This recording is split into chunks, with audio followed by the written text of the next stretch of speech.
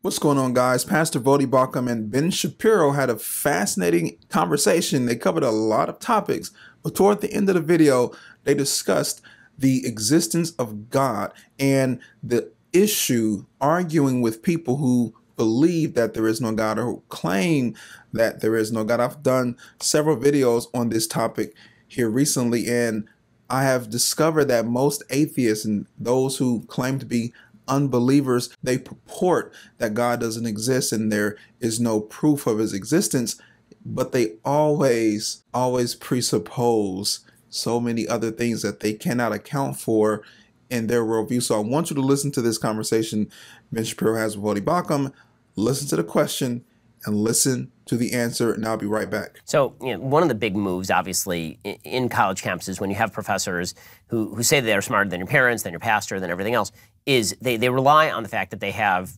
degrees to basically say that everybody who's religious is stupid. This is the lead attack on religion. Right. It's not really on religious values. What they're doing is an excuse for overriding those religious values and allowing you to experience whatever subjective pleasure you wish. But the case that they make is essentially, if you believe in religion, you're an idiot. Right. The only thing you can believe in is a materialistic conception of the universe, right, in which you're essentially pre-programmed by biology to do particular things. And the argument that they make is essentially you're an idiot to believe in God. So a college student comes to your house and starts telling you that God doesn't exist, that the Bible was written by a bunch of idiots in caves thousands of years ago. How do you respond to that? What's your chief argument to people who are purporting to object to the Bible or object more broadly to the existence of God and his providence in the universe on an intellectual basis? Yeah, what I want to do is I want to show them that that's all based on presuppositions, right? The last thing that I want to do is get down on their level and say, okay, fine, let's just leave that aside. No, I want to say to them, all of that is based on presuppositions. You're taking leaps of faith back there in order to get here and make that argument. Your presuppositions have been tried before, and they've led to catastrophe. Mine is based on presuppositions as well, but my presuppositions has led to Western civilization. So that's the first thing that I want to say. I love that response. It is important that Christians understand that when having a conversation, discussion with an atheist, it's important that we don't bring ourselves down to their level or pretend as if there is a neutral ground. There is no neutral ground when having a conversation about God, because we live in God's universe. Everything atheists claim, they're presupposing. Let me give you the definition of a presupposition. It is a thing tactly assumed beforehand at the beginning of a line of argument or course of action. A presupposition is something that is assumed in advance or taken for granted. The reality is everyone assumes something. We all have presuppositions. Atheists presuppose certain things before they even have the conversation, as well as Christians.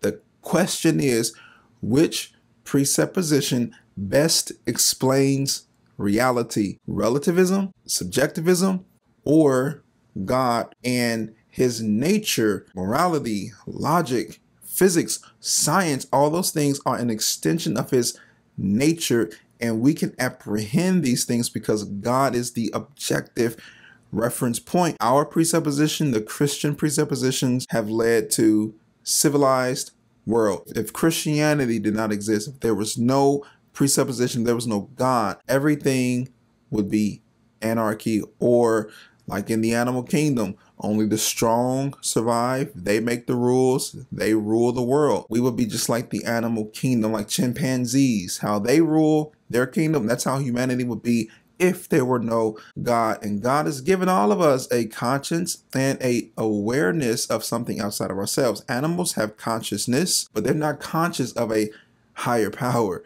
Humans are conscious, but we know instinctively that there's something outside of us that we are governed by, and we are governed to. So when an atheist engages in a conversation with you about God to disprove God, that atheist is using the very brain that God gave him to claim that he doesn't exist, and he's presupposing the laws of logic, the laws of morality that he cannot account for in his worldview. So the moment he engages in conversation, he's already abandoned his worldview and given up his position and giving you the victory. It's that simple. I love that answer. The other thing that I want to say is I'm not coming at this blind, right? I choose to believe the Bible because it's a reliable collection of historical documents written by eyewitnesses during the lifetime of other eyewitnesses.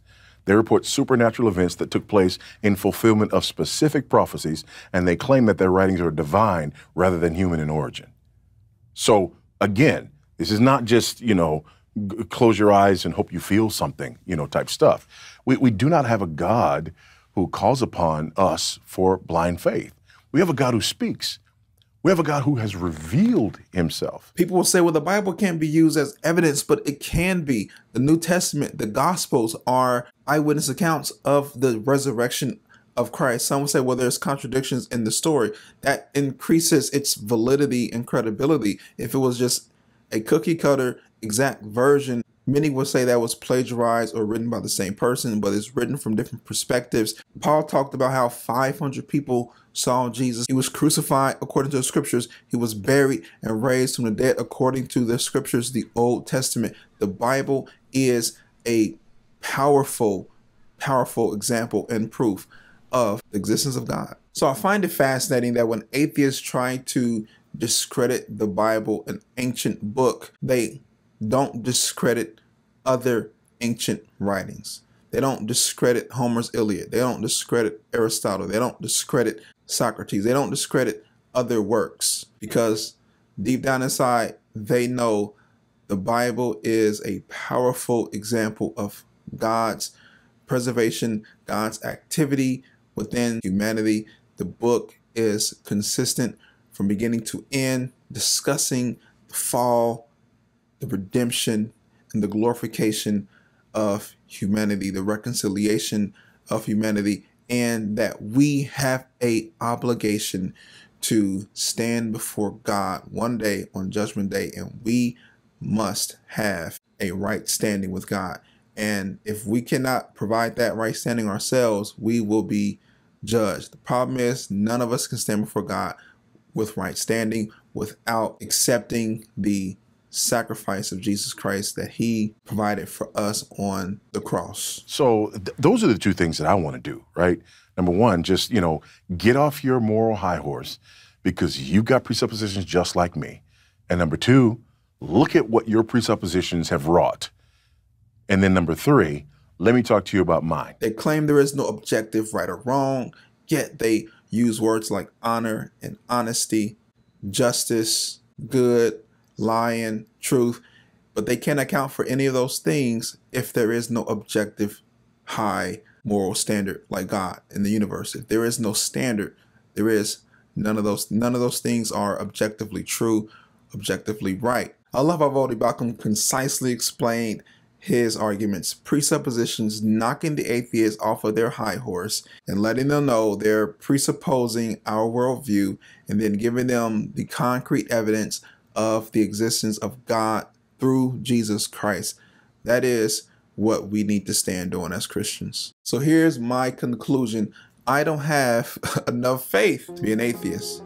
They have way more faith than many Christians I know. To believe that the universe came from nothing is, I commend your faith for that. If you enjoyed this video and you want more content like this, do me a favor and subscribe to this channel. Like this video. I'll be back next week with another one. This is Pastor Frederick. This is About a Book. Peace.